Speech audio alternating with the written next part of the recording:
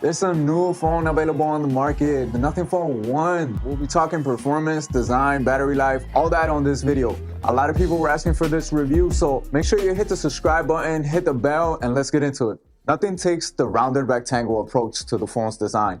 It got flat sides, front and back, only the device's corners are round. Yup, it looks a lot like a modern iPhone. But the Nothing Phone has a different feel. This phone is a pleasure to hold. One of the big selling points is, of course, the glyph interface, an array of 900 white LEDs that can blink, stroke to the beat of any baked-in ringtone. And yes, nothing tuned the haptic motor to vibrate with a precise click so the phone feels mechanical as it clicks, clacks, glows in your hand. I haven't felt a good haptic engine on a phone since Apple made their own. If the glyph interface sole purpose is to give Nothing Phone 1 its own recognizable look like the Apple logo on an iPhone, then it's well on its way. It's a nice party trick and all, but eventually you'll forget about it unless you're in the small subset of people who put their phones face down on the table. Gorilla Glass 5 is here on the front and back panels. It's not the latest iteration of the toughened glass, but it's good enough. Gorilla Glass 5 originally debuted in 2016. I remember you had people on YouTube doing drop tests and everything. Let me know down in the comments, when was the last time you broke your phone and what happened?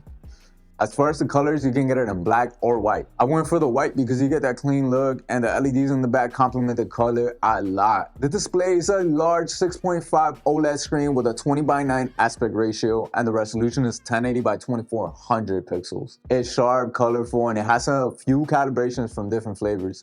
Plus, its high refresh rate panel hitting 120 Hz for smooth animations. The screen doesn't get bright, but we didn't have too much trouble viewing it in direct sunlight. It also supports an always-on mode where it shows you a clock and a notification icon waiting for you. A fingerprint scanner is below the screen, which is surprisingly good. It's fast and accurate. We had no issues with unlock delays or missed scans. It's pretty dope. I wonder when the iPhone will ever get one. Tim Apple, Face ID is good, but there's a lot of instances where it just doesn't work. It's not flawless. Now the most awaited part, the Nothing Phone 1's camera. Everybody loves taking pictures, so let's find out. The Nothing Phone 1 has two cameras on the back. A 50 megapixel main camera with a Sony IMX766 sensor, 1.88 lens aperture, and a 50 megapixel ultra wide camera with a Samsung JN1 sensor, and an f-stop 2.2 lens aperture. No telephoto for that zoom magic, but you got in macro mode and wide lens. Most of the photos taken with the Nothing Phone look exquisite, especially considering the price point, which we'll touch on that later. But the pictures could be a little bit saturated, but rarely over processed. In general, most of the time we ended up with a great picture, especially while on the 50 megapixels mode. The camera app allows for a quick 2x zoom with the tapping of a button. Holding it gives you a zoom wheel that goes up to 20x. We'll say that at 2x, photos still look good. At 4x, you can see the details start to deteriorate. The selfie camera is a 16 megapixel Sony IMX470 sensor, and its performance is not bad at all. Details are sharp and crisp, and the skin tones look adequate. Cameras have a tough time at night, but as the details get softer, the phone doesn't have a great night mode to pick up on those shadows. But you can use the glyph light on the back as a soft ring light instead of the LED flash. Check out these pictures on screen right now. If you ask me, I'm feeling the glyph lights. Let me know down in the comments what you think.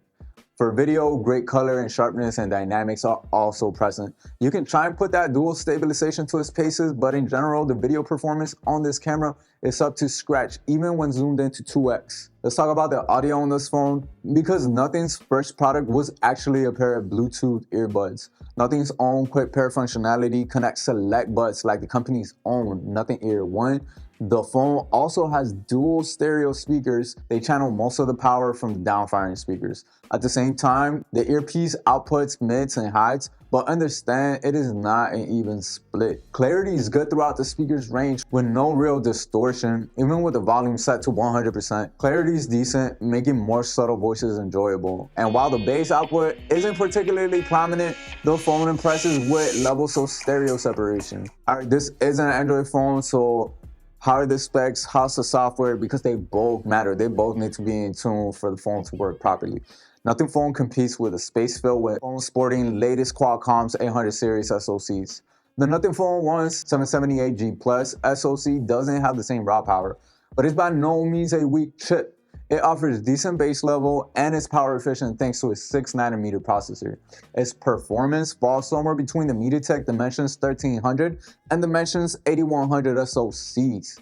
Other notable hardware features include the Nothing Phone 1, include an IP53 rating for dust and water resistance. You get stereo speakers, an in-display fingerprint sensor, and wireless charging.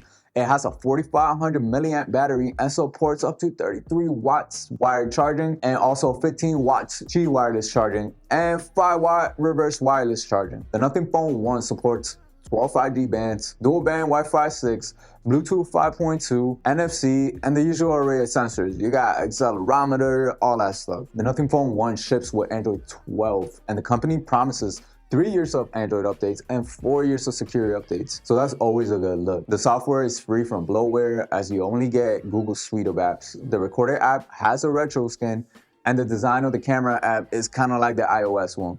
The OS lacks some cool animations for locking, but I do love that dot matrix font and the always on display. We encountered a few random bugs during their period, but there were times with the glyphs LEDs, you had to re-enable them yourself. Tap to wake setting on the display sometimes didn't work. It will force you to press the power button and wake it. The auto brightness adjusting was a little bit uncomfortable when using the camera app. Even on bright daylight, the brightness level will be too low for you to see the viewfinder, since it dims when it gets hot. As far as performance and battery life, aside from the basic software flaws, the general performance of the Nothing Phone has been outstanding. The haptics engine adds a nice premium touch to any interaction, and the 120Hz refresh rate makes navigating the interface buttery smooth. The Nothing Phone 1 handles games like a champ. Racing titles like Grid and Asphalt 9 ran well and look great. More competitive titles like Apex Legends and Call of Duty also run very well, so if you're into that, go for it. It will give you a good touch response with no lag, crisp graphics, and as a plus,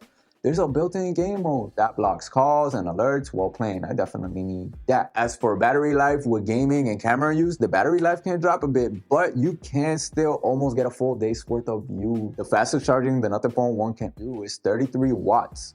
Where you should get the battery to 65% in just half an hour, which isn't bad. The phone can also be charged wirelessly with any wireless charger. As far as the price, the Nothing Phone 1 will run you around $480 if you convert from sterling pounds, since at the release of this video, you could only get this phone in the UK, or you can wait until it releases here in the West. So that's all for today. If you have any questions, please comment below. We'll be making more videos like this. My name is Nick, and that was my time. Peace.